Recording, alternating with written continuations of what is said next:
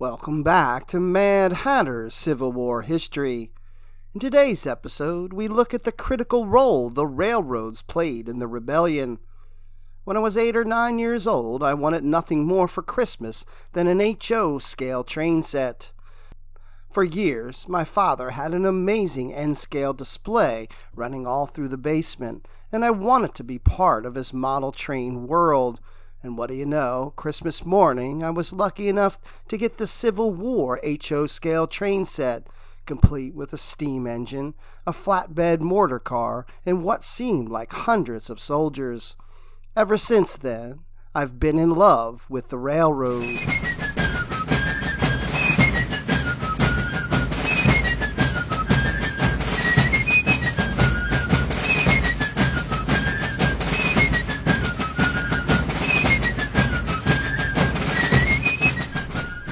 The Civil War is recognized for the introduction and employment of many new weapon systems, including, but not limited to, rifled artillery, machine guns, and submarines. We can also add to the list railroad weapons, which were the predecessor of modern armored fighting vehicles. During the war, railroads were second only to waterways in providing logistical support for the armies. They were also vital to the economies of the divided nation.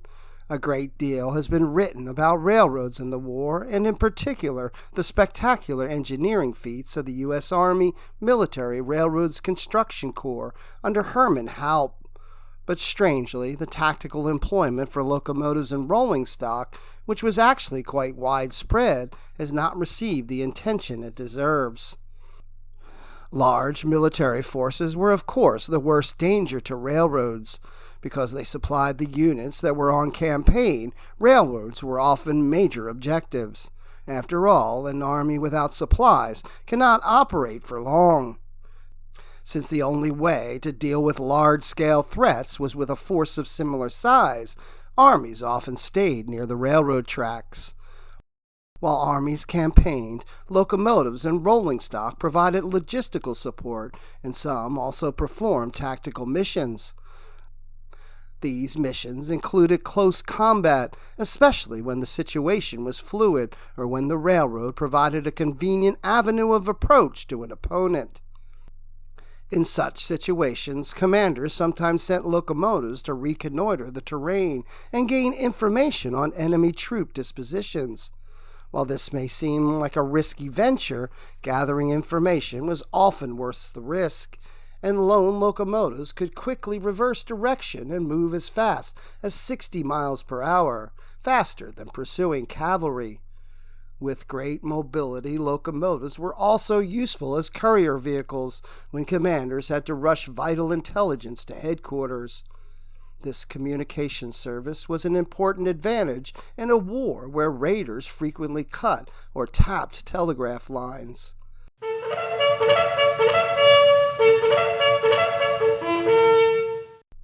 However, there was a downside.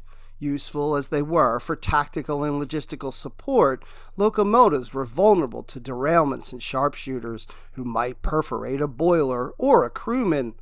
Federal officers accordingly inspected rails and armored some of their engines against small arms fire. Unfortunately, their crews found that the armor trapped too much heat inside the cabs and limited egress if there was an accident. This was an important consideration, since a ruptured boiler could scald a crew in their iron cab like lobsters in a pot. This grisly prospect encouraged many crewmen to take their chances by jumping from the cab in the event of a derailment. An eventual compromise included applying armor to some parts of the cab and installing small oval windows, thus reducing the chances of a sharpshooter's bullet penetrating the glass, while still affording adequate visibility for the crew. In special situations, locomotives served as rams. Troops might start a locomotive down a track with a full head of steam to damage an enemy train or railroad facilities, or to attack troops. On one occasion, Confederate soldiers lurking near a burned bridge suddenly saw a burning ammunition train hurling straight toward them, forcing them to skedaddle. Troops sometimes launched individual cars, also set ablaze against opponents, or used them to burn bridges. The potential for such rail-borne threats prompted commanders to build obstructions on the tracks. Freight trains might also deceive an enemy. A train might run back and forth into an area, tricking scouts into reporting that the enemy was reinforcing his position, when in fact he was leaving. One such ruse involved sending a deserted train down the tracks to entice massed Confederate artillery into firing, thereby revealing their location to counterfire. While train cars might serve as artillery bait, they could also transport heavy guns to the battlefield. Commanders took the idea a step further during the war by mounting heavy artillery pieces, which were very cumbersome to maneuver in the field, on flatcars for combat operations. Locomotives or manpower propelled these railroad batteries, dispensing with the horses that normally were the prime movers for the guns and eliminating the need to hitch or unhitch the gun from the horse team. This enabled a battery to fire on the move, a significant advantage over its horse-drawn counterparts. To protect railroad batteries against counterfire, builders mounted thick iron and wooden shields on the flat cars at a 45-degree angle to deflect enemy projectiles. Batteries fired through the shield's embrasures and then recoiled along the length of the car, arrested by ropes. The crews then reloaded the weapons and pushed them back into battery position. Not all railroad batteries had armor protection. Some relied on mobility, covered firing positions, and firing during periods of low visibility to limit their exposure to enemy artillery. Other railroad batteries relied on their superior range to batter opposing forces from afar. With such capabilities, railroad artillery was appropriate for siege and harassment operations, as well as head-to-head encounters between armies. As an army advanced, it often had to rebuild railroads that the fleeing enemy had destroyed. Construction trains, forerunners of the modern engineer corps vehicles, thus became indispensable to military operations. These trains required armed protection, and infantrymen and cavalrymen often accompanied them.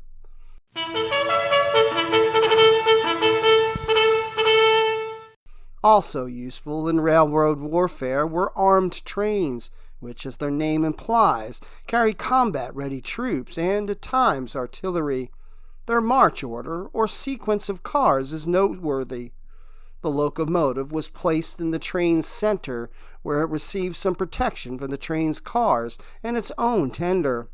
Generally speaking, flat cars, sometimes laden with troops and artillery, rode at the train's end to provide the best fields of fire. Passenger cars or box cars might ride between the flat cars and the locomotive. Armed trains performed several missions. In some instances, they doubled as construction trains. They also patrolled tracks, conducted reconnaissance missions, and escorted supply trains. Individual armed cars also accompanied supply trains, usually coupled to the front of a locomotive. On one occasion, armed Federals stole a Confederate train and wreaked havoc on the line. Meanwhile, another Federal armed train, only recently commandeered from the Confederates, carried a conventional force through Confederate territory to rendezvous with the other renegade train. Some armed trains carried sandbags or another form of shielding for troops on board, but this was not always the case. In the first few months of the Civil War, troops disdained cover, since they were accustomed to tactics best suited for the smoothbore musket. They considered cowering behind cover during combat to be less than manly.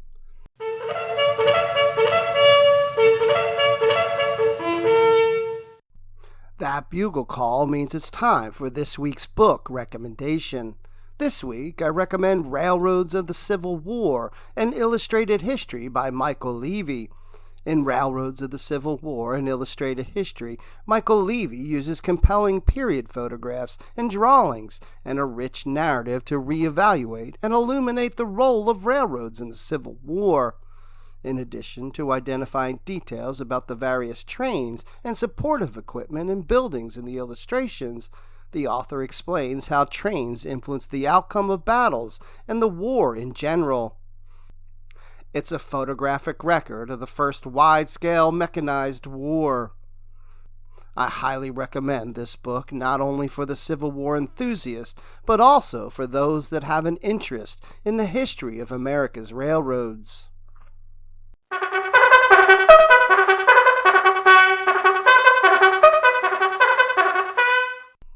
As the war progressed and the lethality of rifled muskets became all too evident, soldiers' attitudes changed toward using cover in combat. Naval events at Hampton Roads, Virginia, which concluded a duel between the ironclad vessels Monitor and Merrimac, convincingly illustrated the efficiency of iron plating in stopping projectiles. Shortly thereafter, Monitor fever swept the nation as ironclad enthusiasts lobbied for the construction of a huge ironclad fleet. Army officers also caught this fever, and ironclad railroad cars soon appeared across the nation. Fittingly, troops called them railroad monitors to honor the federal vessel that inspired the fever. The first railroad monitors resembled iron box cars. Light artillery pieces were fired from hatches cut in the hull.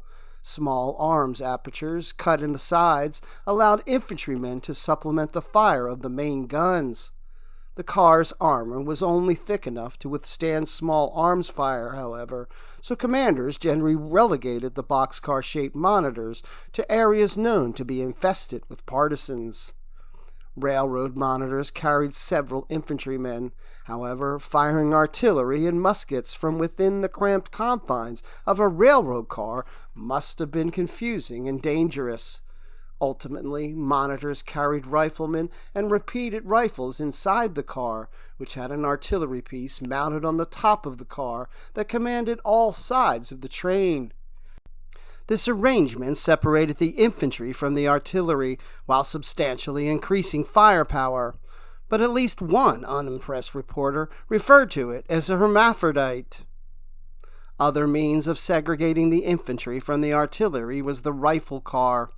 Rifle cars resembled ordinary box cars, but their shielding was placed inside the cars. Musket apertures on all sides offered the crews widespread fields of fire for small arms. Like the artillery-bearing railroad monitors, rifle cars could guard key railroad features, protect repairmen, supervise railroad guards, and escort supply trains. Just as the rifled monitors foreshadowed modern tanks, rifle cars were early versions of infantry fighting vehicles. Along with rifle cars came a new type of railroad monitor that used thick, sloped iron casemates that could deflect light artillery projectiles, an important capability when Confederate horse artillery lurked nearby. These new railroad monitors resembled elongated pyramids and were the same shape as casemated ironclad vessels. Turrets were not used with light artillery on railroad monitors, though armored railroad cars in subsequent conflicts did use turrets. With their thick armor and cannons, these railroad monitors were similar to the modern tanks. Rifle cars and monitors coupled to a locomotive formed an ironclad or armored train. A simple ironclad train consisted of a locomotive and a railroad monitor. Optimally, however, an ironclad train employed a number of cars in a specific sequence, as had the armored trains. A railroad monitor rode at each end of the train. Coupled to these were rifle cars, with a locomotive and tender positioned in the middle. This march order distributed firepower evenly, provided mutually supporting small arms and artillery fire, and afforded the locomotives some protection. Not all ironclad trains had the same number of cars, but this effectuous march order became ideal for armored trains subsequently used by many nations. Indeed, modern armored forces today use a similar combined arms approach of mutually supporting firepower, although the vehicles operated independent rather than being coupled together in units, and of course are not limited to the rails. While armor might protect rolling stock from projectiles, explosive devices planted in the roadbed pose serious threats to trains of all types. These torpedoes, known today as mines, included simple artillery shells with percussion fuses, as well as specially constructed pressure-detonated contrivances filled with gunpowder. When buried in the roadbed under a cross-tie, torpedoes could be detonated by a passing train. Some torpedoes, especially those using artillery shells, lifted locomotives completely from the tracks and shattered freight cars. Because of the many hazards that might be present on the tracks, some Federal locomotives pushed loaded flatcars over the rails to inspect the tracks or to detonate torpedoes before the valuable locomotive passed over them. These flatcars, known today as control cars, pusher cars, or monitor cars, also protected locomotives from rams. Another method of preventing attacks on Federal trains was to put hostages with Confederate sympathies on the trains. Some Federal commanders even issued draconian decrees threatening to deport local inhabitants or destroy their farms if depredations occurred on local railroads. Belligerents also used other vehicles on the railroads. Handcars, small but utilitarian vehicles, were used to inspect rails, transport important personnel, and evacuate the wounded. They also helped troops escape superior forces and reconnoiter in fluid tactical situations. In this role, they were far more stealthy than locomotives, although they lacked a locomotive's speed and protective cab. Some handcars were large enough to transport several men, including guards, and were a valuable mode of transport if a locomotive was unavailable. In one instance, a large handcar carried a 10-pounder Parrott gun to duel with a much larger Confederate railroad battery. Since operable locomotives were at a premium during the war, it was not always economical to use them on missions for which a smaller vehicle would suffice. The Federals therefore applied off-the-shelf technology to warfare using recently developed steam passenger cars, self-propelled railroad coaches to inspect the tracks and deliver pay to isolated posts. On such missions, the cars carried some interior armor that protected the steam engine as well as the crew, making the steam passenger cars forerunners of self-propelled armored railroad cars, or as the Russians called them, railroad cruisers. These heavily armed railroad cars proved good substitutes for armored trains, since several cars were not dependent on a single locomotive for mobility.